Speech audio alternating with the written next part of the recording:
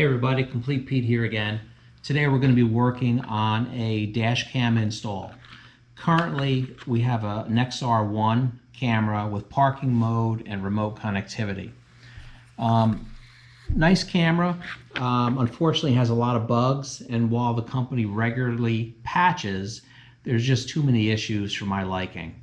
The remote connectivity hardly ever works. There's frequent difficulty connecting to the camera when viewing in the vehicle on a mobile phone. And I have it connected via OBD2 port to a USB type A cord to get the constant power for the parking mode, which kind of monopolizes my OBD2 port. To solve this problem, we are going to be installing a brand new BlackVue DR900X. It's a 2-channel 4K ultra high definition camera system that I'm going to hardwire into the vehicle's fuse box. Let's take a look at what's inside the box. Very excited. I did open the box. I can't help myself. There's the box. Some instructions. Oh, the camera. So it's a tubular camera, as you can see. Has a lock button. We can stick this up onto the glass. We can press the button. We can rotate the camera around. Here's the camera lens right there. So we'll be able to rotate that around and just look right out the front of the truck. So awesome camera. We also have a rear mounted camera.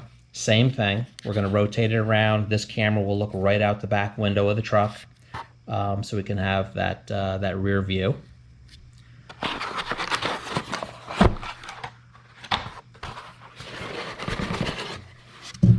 More stuff in the box. We have a cable set with a cigarette lighter attachment, which we're not going to use. We're going to hardwire the system, so we're not going to use that. Cable set. That looks like a pretty long one. That's a long cable, so this will be for the rear camera.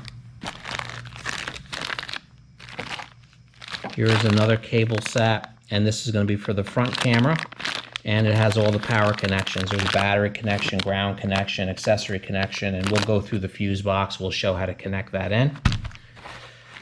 And we have another box that has your micro SD card. It's got some other some chips, some more adhesive. It's got all kinds of accessories in here, and we will get that figured out, and we're going to get everything installed. Okay, we're going to talk about getting the system tapped in using fuse holder expanders in our F150 fuse box. I want to save you a lot of time and effort unless you just love abusing yourselves.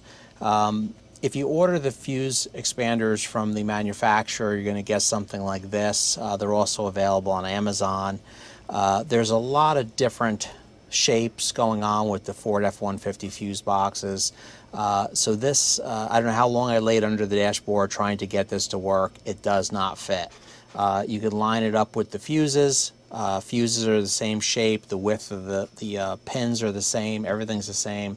This thing does not go in.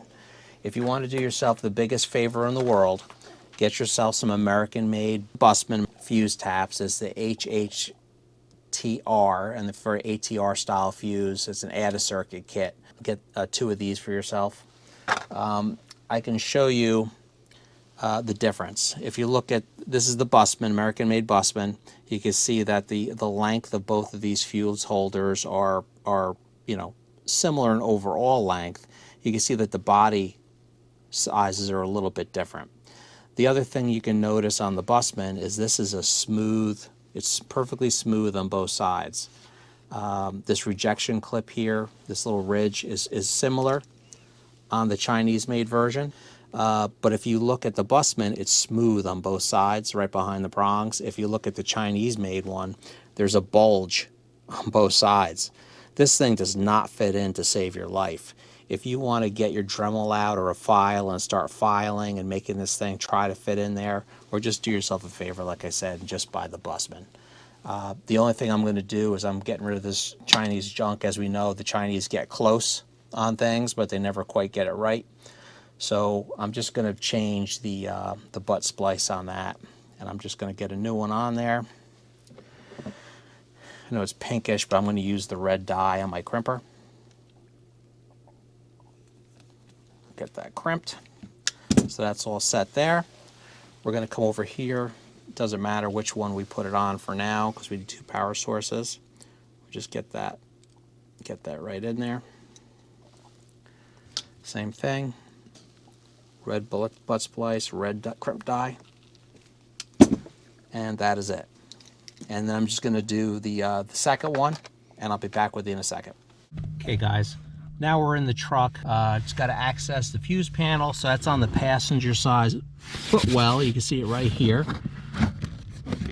Pull that out without destroying something. That is tight. So we can see what's in there. We can see the fuses. Such an inconvenient spot. Plus all the fuses are in upside down. I don't know who's punking who here. But we're going to tie into this panel. We're going to connect the accessory positive cable to a fuse that powers on after engine start, and the battery positive cable to a fuse that remains powered on after the engine is turned off. I'm just going to use a simple 12-volt probe tool.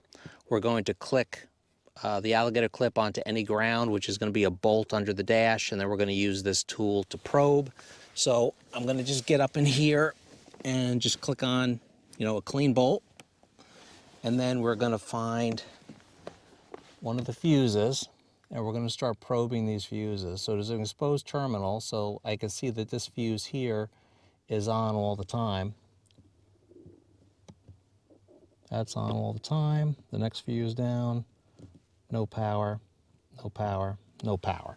So we'll probably end up using this as our switched power, and then I will find another one, such as this one up here that's on all the time. So I have one that's 12 volts with the vehicle off, and I got one that's going to be 12 volts only when the vehicle's on. So we're probably going to use this fuse and this fuse, and I'll call out the numbers later. All right. So I got the fuses into the expander. We're going to go into number 29, right back in where that little 15 amp fuse came out.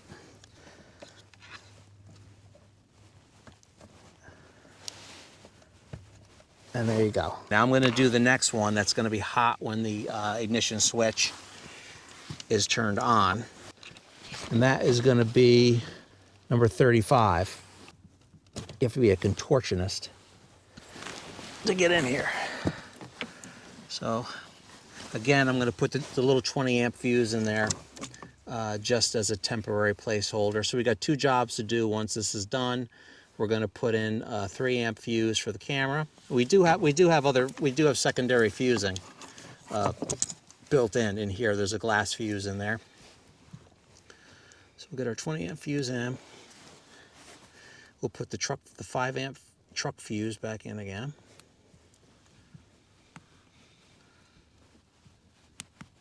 Okay, so that's that.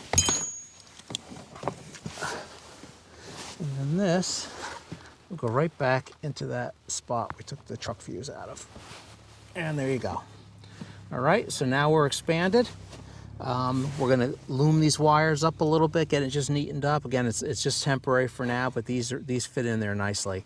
I can't tell you how frustrating it was to use those Amazon aftermarket ones. These Bussman fuse expanders are awesome. So this is definitely what you want to do. All right, we're going to start looming this cable up a little bit. This cable's kind of thick. We'll do the best we can with it. I came out of the camera, just went up behind the center pod here. I had to pull down on this a little bit and just to push the cable in, nothing fancy. So now I'm up in the corner. I did push some cable back so it does kind of loop back inside to hold it. And I'm just going to kind of tuck it in right along the headliner here. Nothing fancy. And then back behind this plastic column piece. I just want to make sure it's all tucked up in there. So I barely tucked it in here because this is part of the airbag system, so I don't want to go down too far with that. So I just basically just stuck it right down there very lightly. And we'll just stick this behind the trim.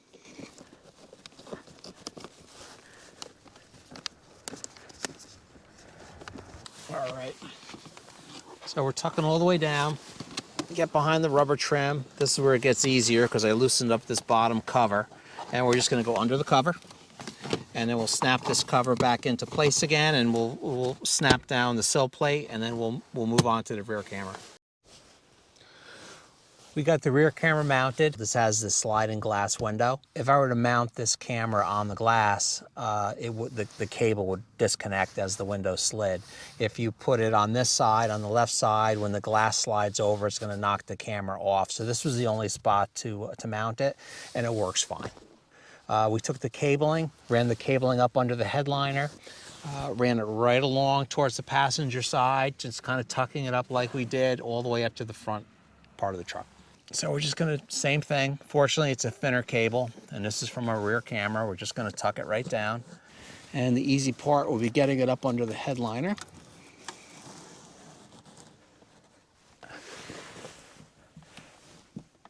And again, I'm gonna have to get a plastic pusher to push that in. We'll get this loom down and plug right into the camera.